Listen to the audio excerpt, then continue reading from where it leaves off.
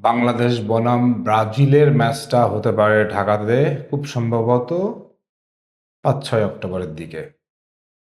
এই ম্যাচটা হওয়ার একটা প্রবল সম্ভাবনা তৈরি হয়েছে যখন কিনা ব্রাজিলের প্রতিনিধি দল আমাদের জাতীয় স্টেডিয়াম, বসুন্ধরা কিংস অ্যারেনা এগুলো ভিজিট করে গেছে এবং তারা খেলার আগ্রহ প্রকাশ করে গেছে। এখন বাফুফে সভাপতি সেও বলতে চাচ্ছেন যে এটা আমাদের জন্য একটা বড় সুযোগ, আমরা এই সুযোগটা নিতে চাই বা কিভাবে কি করা যায় সে ব্যাপারটা নিয়ে আলাপ চলছে। এর মধ্যে আমাদের আসিয়ান কাপ আছে, এর মধ্যে আমাদের সাফ আছে। এই মুহূর্তে ব্রাজিলের সাথে আসলেই আমাদের খেলা দরকার কিনা, এই তর্কটা যারা তুলছেন, এই তর্কটা আজকে আমি আমার মতো করে বলতে চাই। ব্রাজিলের যারা ফ্যান আছেন তারা নিশ্চিতভাবেই বলবেন যে ম্যাচটা খেলা উচিত। আর্জেন্টিনার যারা ফ্যান আছেন তারা বলবেন দরকার নাই। নিরপেক্ষ লোক যারা আছেন তারা বলবেন যে হলেও হোক, না হলে না হোক। কিন্তু আমার জায়গা থেকে আমি তো আপনাকে নিশ্চয়ই এমন কোনো কথা বলতে পারি না যে কথাটাতে আমার নিজস্ব চিন্তা ভাবনা প্রশ্নবিদ্ধ হয়ে যায়। আপনি চিন্তার পরিধিটা যেন নষ্ট না হয়ে যায় সেই চিন্তাটা আমি করব এবং সেই বিশ্লেষণটাই করব। পুরো ভিডিওটা দেখার অনুরোধ করছি। আর যারা এখনো চ্যানেলটা সাবস্ক্রাইব করেননি দয়া করে একটু সাবস্ক্রাইব করে দিন ভাই চ্যানেলটা, কারণ আপনাদের ভালোবাসা পেলেই এগিয়ে যাব। খারাপ হোক ভালো হোক আপনাদেরই ভাই আমি। যাই হোক, প্রথমত হচ্ছে ব্রাজিল বাংলাদেশে এসে খেলায় সুবিধা কি কি, অসুবিধার কথাগুলো অনেক আছে, সেগুলো পরে বলছি। সুবিধা কি কি? প্রথম সুবিধা হচ্ছে ইন্টারন্যাশনালি এক্সপোজার পাবো। ব্রাজিলের মতো নাম্বার ওয়ান দল যখন পৃথিবীর একটা প্রান্তে খেলে, নিশ্চয়ই মিডিয়া কাভারেজ সেখানে বেশি থাকবে, নিশ্চয়ই সেখানে মিডিয়া হাইপ বেশি থাকবে। অন্যান্য সময় আমরা ফিফা উইন্ডোতে আমরা বড় বড় দলগুলোর সাথে খেলার সুযোগ পাবো, বলতে পারবো দেখো আমরা ব্রাজিলের সাথে খেলছি, আমাদের মাঠ এত ভালো, এত কিছু। সবকিছু মিলায় এক্সপোজারটা আমাদের বাড়বে। দুই নম্বর হচ্ছে যে ব্রাজিলের মতো দলের সাথে খেললে আমাদের খেলোয়াড়রা অনেক কিছু শিখবে। কিন্তু আমাদের খেলোয়াড়রা কে কে শিখবে? হামজা চৌধুরী শিখবে, ফারহান ওয়াহিদ শিখবে, সামির শম শিখবে? এদের তেমন কিছু শিখবে না। এরা এরা মোটামুটি যা জানে সেটাই শিখবে, বাট এরা কিছু নিজের মাইন্ডসেটকে নিজে, মানে একটু অবজারভেশনকে নিজে একটু পরিশীলিত করতে পারবে।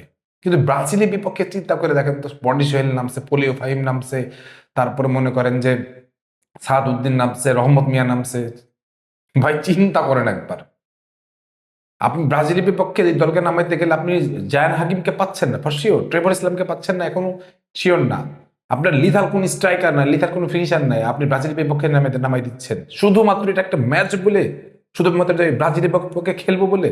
যদি ব্রাজিল আমাকে মনে করেন ফেলে ছেড়েও যদি 5-6 গোল দিয়ে বসে বা 7-8 গোল দিয়ে বসে, আপনি যদি এই মানসিক ঢকল সামলাতে পারবে আমাদের খেলোয়াড়রা? পারবে কি না এটা ভাবেন। 3 নম্বর সুবিধার কথা যদি বলি, সেটা হচ্ছে যে আমাদের ইন্টারন্যাশনাল যে স্ট্রাকচার, ফ্যাসিলিটি এগুলো বৃদ্ধি পাবে। যেমন আমাদের স্টেডিয়াম, অনুশীলনের জন্য যে মাঠগুলো, সেগুলোর একটা মানে একটা স্ট্যান্ডার্ড সেট হয়ে যাবে যে ব্রাজিলের মতো দলকে যখন আপনি আতিথ্যতা দেবেন তখন এগুলো করতে হবে। সো এই জিনিসগুলো বাড়বে।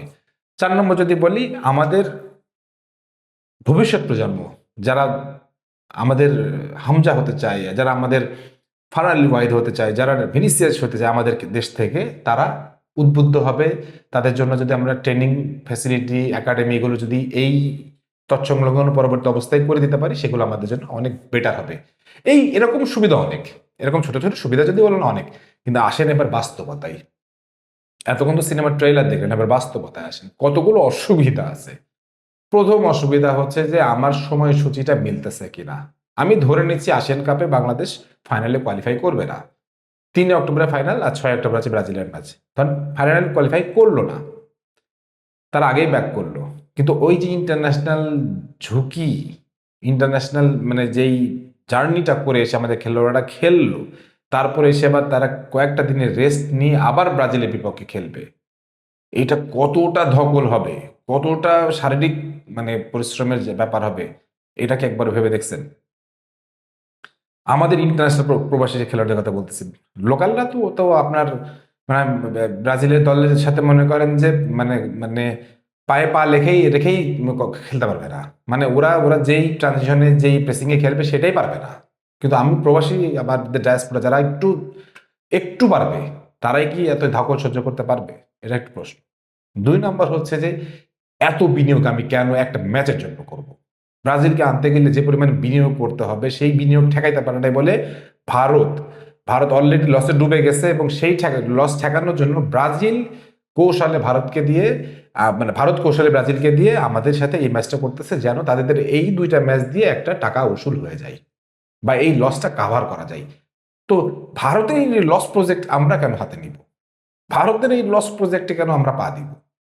ভারত ওখানে কাভার করতে পারতেছে না, এই টুর্নামেন্টের লস হয়ে যাচ্ছে, এই জন্য বাংলাদেশকে এর মধ্যে ঠেলে দিয়ে কিছুটা লস কাভার করার চেষ্টা করা হচ্ছে। এটা আমরা কেন করব? ৩ নম্বর সমস্যাটার কথা বলে যদি বলি, আমাদের খেলোয়াড়রা মানসিকভাবে এখনই ব্রাজিলের মতন দলের বিপক্ষে খেলার জন্য প্রস্তুত।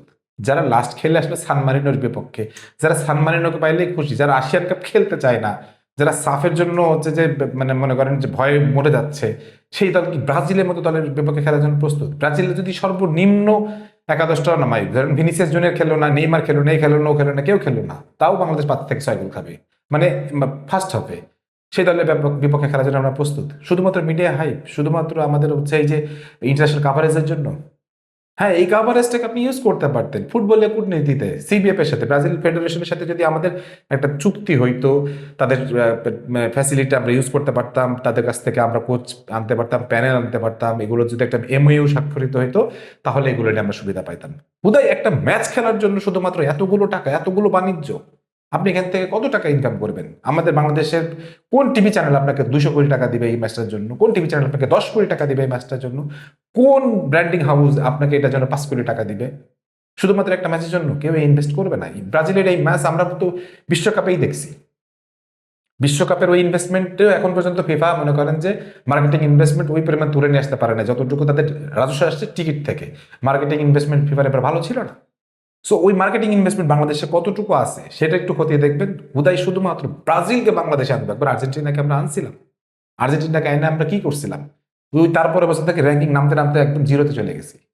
সো ব্রাজিলকে নিয়ে এসে ব্রাজিলের সাথে খেলছি, এই আনন্দ যারা ভুগতেছেন তাদেরকে আমি বলবো, ভাই ফুটবলের ক্ষতিটা করেন না, ফুটবলের ক্ষতিটা করেন না, এইভাবে ফুটবল হয় না।